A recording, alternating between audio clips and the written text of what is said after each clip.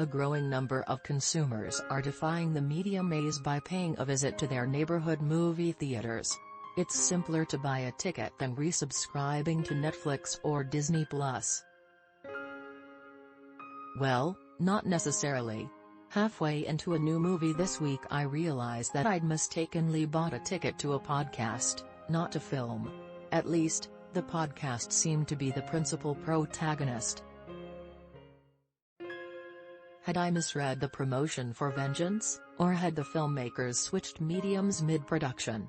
In an earlier era, prospective filmgoers could study reviews and festival coverage or scan magazines before buying tickets.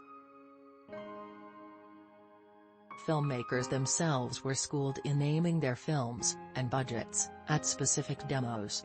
There was strategy amid the chaos. Filmmakers today often have no idea whether their work may be headed for theaters or Streamerville, or what windows may await them. In some cases, therefore, they apparently change their minds about how to tell their story. The podcast genre, for example, sometimes proves more current or accessible. During the 1950s and early 1960s, directors unexpectedly concluded that conventional film or TV drama had become anachronistic. Audiences were responding to a new genre of live-action TV suspense directed by young talents like John Frankenheimer, Arthur Penn and Franklin Schaffner. Their gripping dramas on Playhouse 90 and rival showcases represented a fresh genre more akin to theater than film, and they were scoring hot ratings as well as awards. Subsequent efforts by the Hollywood studios to import such fare onto their conventional slates failed dismally.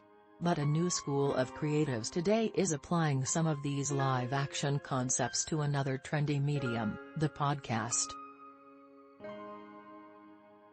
Indeed, podcasters themselves increasingly are turning up as protagonists in films and TV dramas. Podcasters see themselves as today's storytellers. That seems to be the subtext of Vengeance, which is a movie, not a podcast, but plays more like a podcast than a movie.